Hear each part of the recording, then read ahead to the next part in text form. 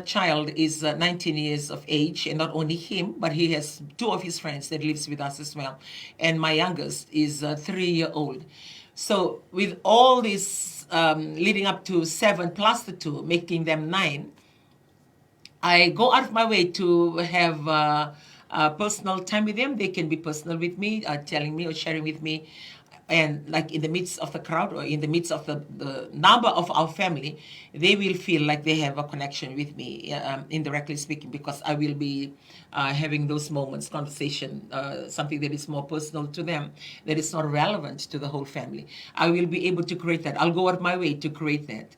And even up to my 3-year-old granddaughter, there are times when she comes, all this,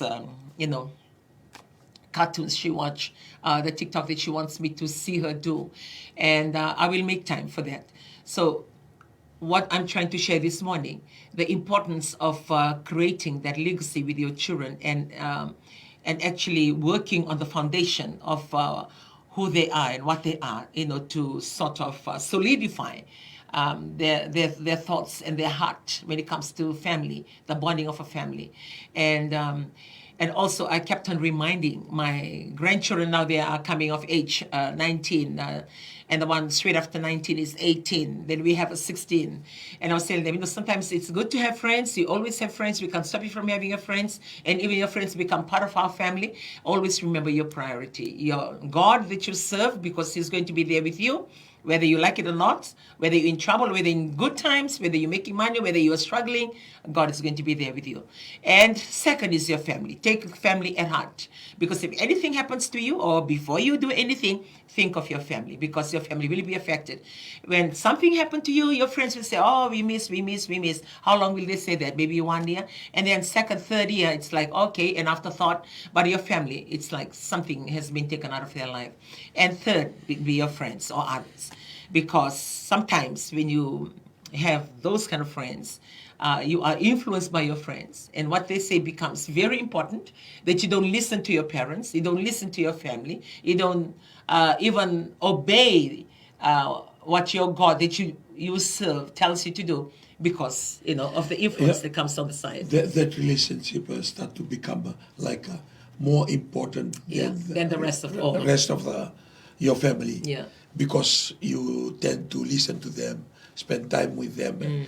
So that means your priorities start to shift a little bit to your friends. And that's why it's very, very important what you're saying. The priority of your family is the doing together, the sitting together, the eating together, doing things together. Yes. It creates that bonding. So the priority will always be with your family because you spend time with them. And because of what we are facing today, most of the time, because of what we're facing today, we tend to, even the parents, we tend to respect what the world is throwing out rather than standing for what you believe. For what we believe and our values, regardless of what the world says. And because our children, our grandchildren will come and say, oh, this is the thing now. We don't have to follow that. If we want other values that we keep, that is very important. We must continue with that values, God and the family, before others. And if we can maintain that, regardless of the pressure they face, but we must maintain that. And if we try to give in to what the world, because this family, they are doing this, my friends are doing this, and we slept, because it's the thing of the now, and we know that it's very damaging to them. It's not us trying to speak against having friends. Having friends is very good, because that's your companionship. Yes, people that of your age, that you enjoy doing things together. Friendship are good, friends are good, but when it comes to the values, then your values must come from your family, not from your friends. If your friends influence you, then they need to be good influences. The values goes back to the values, the moral values. That is part of that friendship, part of that fellowship, part of your family. And that poses more responsibility on us as parents, as well as Guardians, grandparents or guardians. The importance of having that bonding, that fellowship with our children, for them to hear what we say, for them to be part of what we are doing, and for them to be more engaged, more involved. I, for one, I feel in so many ways in being part of my grandson's rugby. I'm not really a rugby person. I don't even know what rugby rules are. The only thing that I know is looking at the screen and asking who's winning, and I choose the team that I want to cheer for. And but my family, they know, all of them. They know, and then they be saying, "You shouldn't have done that. Oh, could have done that." And sometimes they say, "Okay, why don't you people just jump into the field and play yourself?" And you're watching like because you know your family loves rugby, then you come in and be part of that. Even though I could have been doing something better, I can go and read, I can do, there are a lot of things that I can do. But I will force myself to be hanging around, be part of what they're doing because it's what they love. And I like in so many ways to provide that good support for my grandsons. We had Joshua, who had really played right up to under 18 until he leaves. We have currently Othaniel, his brother, who's playing over the years and now is also playing for under 18. So as much as possible, I support them when it comes to things that we need to do, things that they want done, Uniform, or their, sports gear. their boots or little things, headgear. That's as far as the support that I give them. Or when we have a group of mothers who are doing recoveries or refreshments or meals, that's when I come in. But to actually sit on the, on the sideline and watch and cheer them, I haven't done that. Even when I met him, I only know cricket because my family plays cricket in Laos. I believe they play cricket. And the only game that I see my father playing with my brothers is cricket. I don't see any elements of rugby, other than very later in the years, then I see them playing touch rugby. I think when they start going to school. In high school, then they come back with that knowledge of touch rugby, and then I see them playing that during the rain and all those, and then and then you begin to okay, that's another game. Not until I met him, then I know a little bit of rugby, in the sense that you have a sevens, you have a 15s. There are things that is called rugby. There is a game, and he will force me to come, and I'll be sitting there watching. And so, watching rugby when he was playing, then it's my moment of taking all my books in my bag. So while he's playing, I'm reading under a tree, depending where the game is, or I pack up a bag of snacks. And then I'll be looking up. It's not that I'm going to be watching the game and seeing that he plays and seeing, what's happening out there. No, I don't. It's just physically sitting there. But I'm reading, catching up on my books, and I'm eating my snacks. And after a while, I told him, with the children coming in, like I think the first one, we had time to put her in the stroller and take her to watch the game. And after that, I stopped going. Then he goes with with our eldest daughter. And then after a while, I just phased out because it's not something that that I am passionate about until now. And now it's my grandchildren. So that's one of the things that I lack. I would love to, sit on the sideline and cheer my grandsons. But I remember throughout Joshua, not only Joshua's year of under 17 and under 18, I spend most of the time, if they play in Suva, I'm parked out there in the seawall praying for Joshua or praying for their team. Or if they are playing in the West, they know I will be in the Airbnb or wherever we stay by myself while everybody goes to watch the rugby, and I'm there praying for Joshua. And come this year, I tend to, okay, I think I just don't have the energy to continue to pray for your teams. And so yesterday after training, he came and he said, okay, I'm not really feeling well. I'm feeling nauseous. And I said, okay, go and have your shower. You come back, have a hot black tea, and rest it off. Try and sleep it off. And then when you wake up, and then you do all the things that you want to do. So this morning when we got up to come, I saw him sitting up on his bed. And I said, what time are you going? And said, about 10ish. And I said, okay, when we come back, then you go. So those are the things, the support that you provide at home to your children. And sometimes, most of the times, we're so busy with our life, which is, like I say all the time, it's validated. You need to do those things. But in the process, or in the, when you are doing all those things and engage in all those things, you miss out on the little things of your family.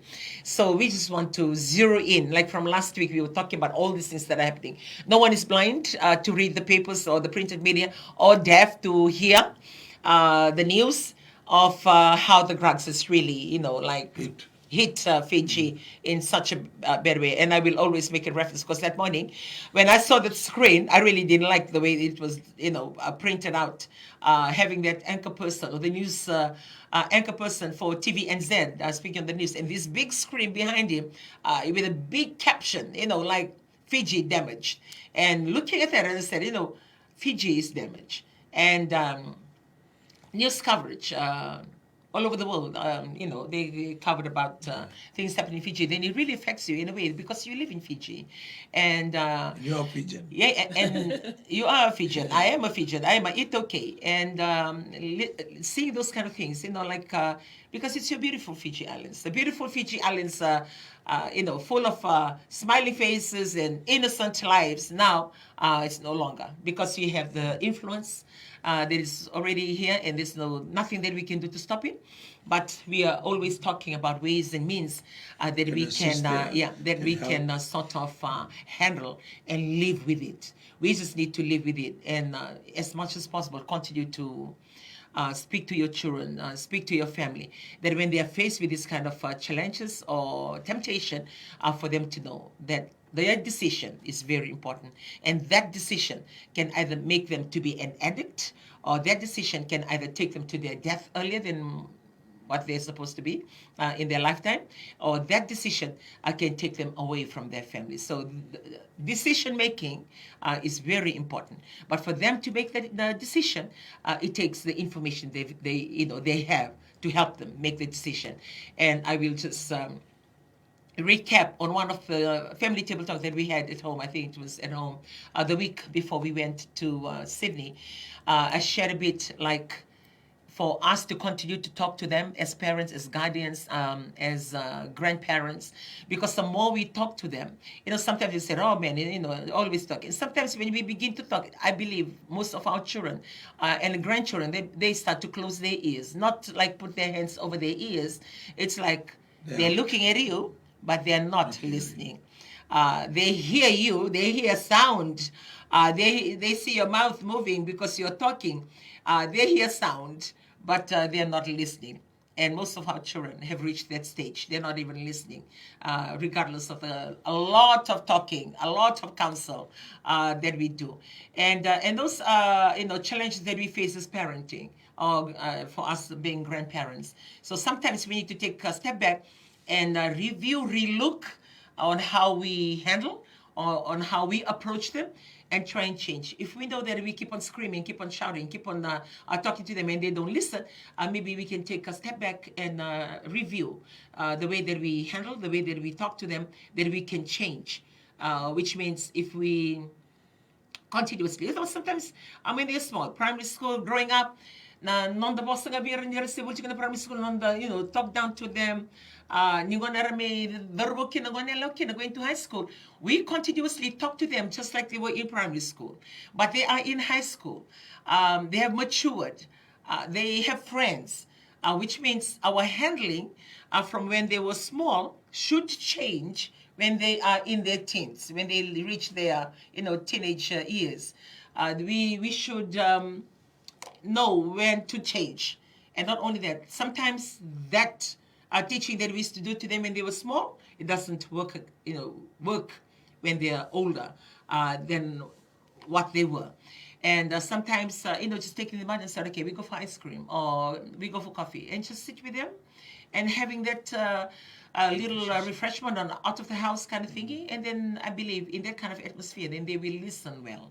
But when you continuously being angry and, talking down, which rightfully you're saying the right thing, but at the end of the day, we should ask ourselves whether what we say has been captured, or whether what we are doing or telling them, whether they understand. That kind of a check system. We can have the same message all along. Yeah. But the method of delivering that message. Delivering the message, and because you mentioned as they grow up, and sometimes even in all kinds of leadership, all leadership styles.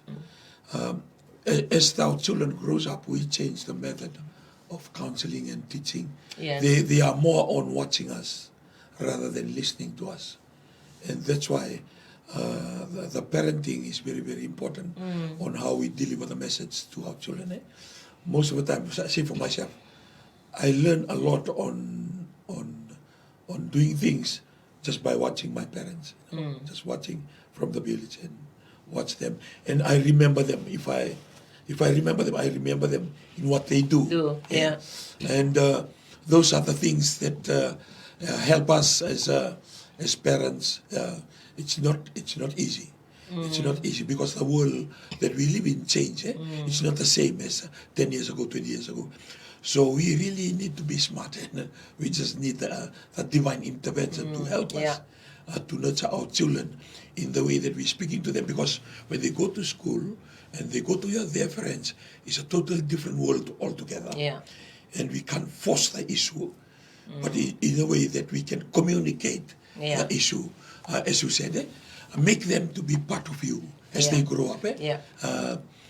Respect them and honor them, because exactly what we do to them is exactly what they will do to us. They are our mirrors. So when they see us do this, when the children see parents, they love one another, how they speak to one another, all those things, it's like they are taking in. So when they become parents or get married, exactly what they store from their and the home, picture that they've seen from home, it will replay in their parenting time. And that's why it's very important. We can't speak to them, and we're doing the opposite. We speak to them, we discipline them. Say for drugs, we can't speak to them on drugs and tell them the effects of drugs and the damaging on drugs. You can show the picture, but he's looking at you. Our children is looking at their parents. What are they doing? No, and if they are talking about that, how much they talk about drugs, and if them also using drugs or what form. Yeah, I believe, like at home, I believe most families, they don't really talk about drugs, to be honest. I mean, I, for one, can be a strong advocate when it comes to that. I find it very easy. I think I shared this too many times. I find it easy to speak to a group of youths. I find it easy to stand in front of any youths or any meeting, because we always have our youth programs. I find it easy just to stand up and speak on anything. I can speak on drugs, I speak on smoke or obstacles, or taking this substance that can damage your body, damage you for the person you are. Very easy to do that in a bigger forum. Very easy to do that because you're not specifically targeting anybody, but you are relating the knowledge and sharing the knowledge, given knowledge gain, and you're trying to spread out that knowledge to benefit those that are hearing you or listening to you. But to zero into your home, I hardly have this kind of talk every now and then with my grandchildren. I hardly have that. I can say, like, for this whole week, I haven't even spoken on that. When we have our devotion, I will make reference to, but not specifically on those issues. So back to what you are sharing, those are the things that we can now take it as an awareness for us as parents, that we need to. It's not that we are here sharing all these things that we are perfect, or we may not be partakers of those drugs that gives us a better platform for us to be able to impart to our grandchildren or to our children. No, you don't have to be takers of drugs not to make that effect. You can be like us, not takers of any drugs, and you don't even share it with your grandchildren. You don't even sit down and talk with it with your grandchildren or the people that are under the same roof with you. So this is I believe we should take it back and take that ownership. We must take that ownership. So it's not like blaming or talking down to families who are doing this, doing their parents who are not doing that. No, it's a knowledge shared, which means that on this table, on the family table talk, is something that we can hear. And even in whatever circumstances the family may be, to remember, given the opportunity to try. And it's not that we have succeeded or we continuously and consistently do it, but we can try. If we fail, like what I say, the whole of this week I haven't even spoken about drugs to my grandchildren, but yet they are going to school. Yet I have a 19-year-old with two of his friends who are also 19 years old. And I don't control their gadgets. I don't check what they're watching. I don't control their, laptops. I don't control their friends, the friends that they talk to. Like in the middle of the night, if I come to the kitchen, walk past their bedroom, sometimes one or two of them are still awake, and you hear them talking, and then you think to yourself, okay, if they are the only one awake, how come they, like this loudness? And when you come and you peep in, this is them talking to the phone. I think there are games when they play with each other, or they partner, or they team with each other. They're not physically seeing each other, but they're meeting on this, and they're playing through this. And so when I come across it, then I said, okay, tone down a bit on that one there. Who are you talking to? And I said, oh, it's my friends. We are teaming up. We're playing. And I said, okay. And sometimes I will take the time to say, okay, like when you're praying with your friends, how can you be sure that there was your friend? How sure are you? Do you check something? Are you sure that there is your friend? And those are the questions that I pose with them, but I don't do it more often. So what I'm saying here, we are not perfect. We are not perfect parents. We are not perfect grandparents. And this is not the time to finger pointing, to point, okay, that person's not doing anything, or the government is not doing anything, the nation is doing anything. This is a time to mind our own business, look in our own home, and check out your own children and your grandchildren, and see the little steps and the little things that we can do, because these little things that we do in our family contributes to the community that they're part of, contributes to the church that you're part of, and contributes to the family, a big family that they have. And on the whole, then it contributes to the nation.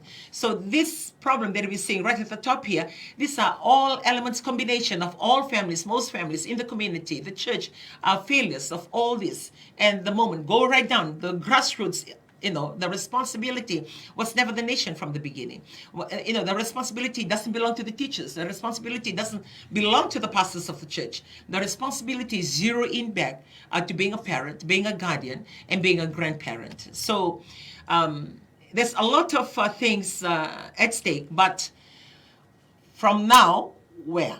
Because when we see all these things that are happening in Fiji, I believe, number one, we should take the time, take a step back, look at our own individual families. Forget about that family, forget about that church, forget about that school, forget about that company, forget about Fiji. Just look in.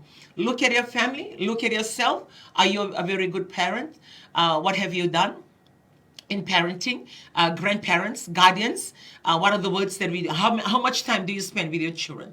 How much time do you spend at home? How much quality time do you have? What are the values that are you injecting into your family? So this is the moment for us to take that step back and review and analyze all these things that we're doing over the years, whether it works, what doesn't work, and then start back to the family. I know we have gone to the extreme of where Fiji is, but it's not too late to look back at the basics and just look around your family and try to review, reprioritize, like what you said. It just come to the fruits, the why the nation is concerned, Yeah. leaders are concerned, Yeah. because the fruit is out there. Yeah. We cannot deny the Yes. fact that we fail so many times as parents, as leaders. Yeah. We fail so much, and that is the fruit. If the fruit was good, then we will not talk about it. Yeah.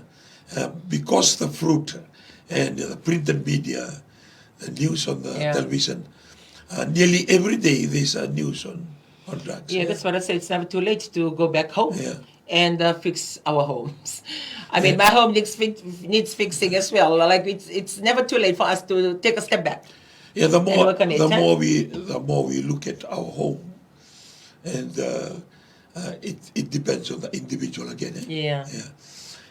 But you feel sorry because out there are a lot of house.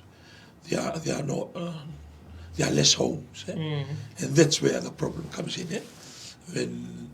When we look at the result, it normally comes from broken homes, broken families. And more highlights too as you read with all these issues that are affecting, especially when it comes to drugs, HIV, the missing parents at home, either missing dads or now it's missing moms as well. Before it used to be just missing dads because they go socializing or they just go and forget to come back home. Now they are also missing moms, so it's missing parents. And that missing parents means missing information, missing, the ground, the connection, the engagement at home. So when they're missing, you take them out of the equation. That leaves the children very vulnerable to the learning. So they quickly grasp anything that is out there because they've never had anything coming from their parents because they're always missing. Yeah, and one thing that is becoming a problem now, because we are in a time that now you hear it from teachers, from leaders. Yeah. There are people that people are not willing to learn. People have their rights. People have, like we call it freedom without responsibility. And how much and how many times we go back home, and we continue to have this problem. And because we have this problem, whether you are safe, whether you are perfect, nobody's perfect, you will be affected anyway. Why? Because the things surrounding you, and they are changing, and they are changing very fast. And that's why it's a big challenge on drugs and HIV, because it's affecting the young people. And the young people are they bond very easily to other places and to their friends and to the community. And sometimes they don't realize the damage that can cause them when they put values outside their family into their friends or the new environment that they are in. And that's why the young people today are like the carriers of all these things. And now with the news, even our children back in right down to primary school, they are used to to take drugs, and that's very, very sad. So it's a world that we live in that we need to work at it now. It's never too late. But we need to work on it. We can't really cancel it to zero, but at least we can reduce it. It's just teaching our people on how to survive in the midst of all these things, on how to react, how to, live in the midst of all.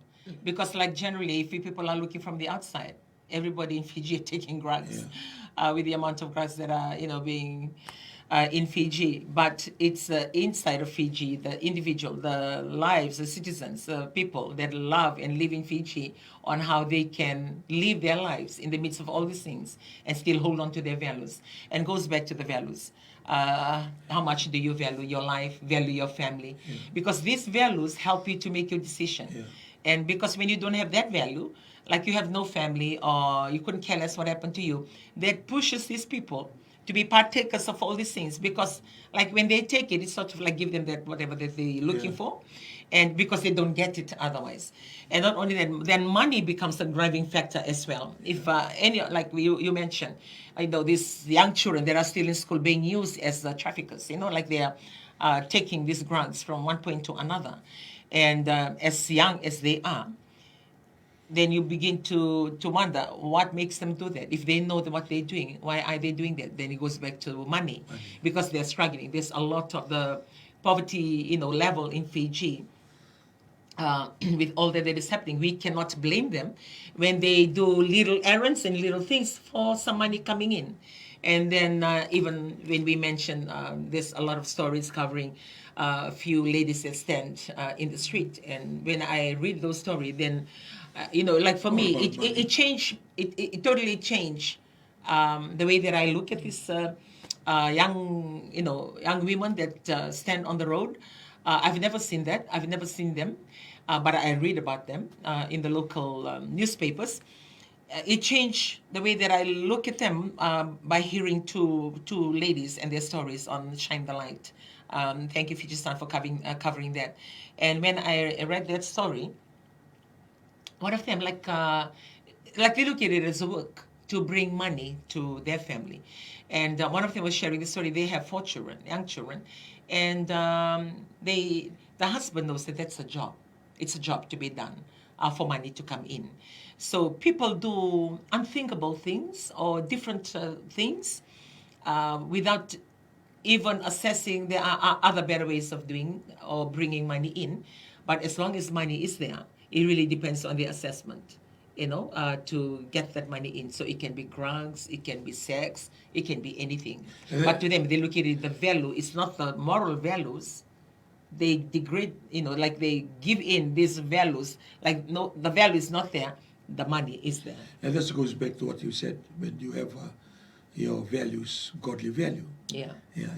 You will not do those kind of things, because when the divine intervention you'll have that conviction. Yeah. You can't go that way. Yeah. But when you don't have that divine intervention, you can do any tricks of the books Yes. to get money. Yeah. And because everything is money, your transport money, food money, even joy, they take it is money. Yeah. And because there is no elements of God, Yeah.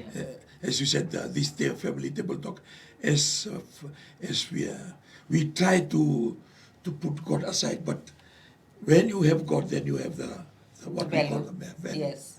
And when God comes first, and then your family, then all this thing will not come in, because you value God, which is you will know the conviction you have. Because there's supposed to be a foundation to that value, and for that value to be implemented or to be even felt from the beginning, then there's no other way but having them termed as godly values. They're godly values, and you'll take it down to be a family value. You know? Even if you have family value and without God, that family value can go on the other side, because some business which is involved drugs, it's involved the whole family. So they connected as family, but they disconnect from God. That's why we need to start with God. The divine intervention into any family. Then the value will be right.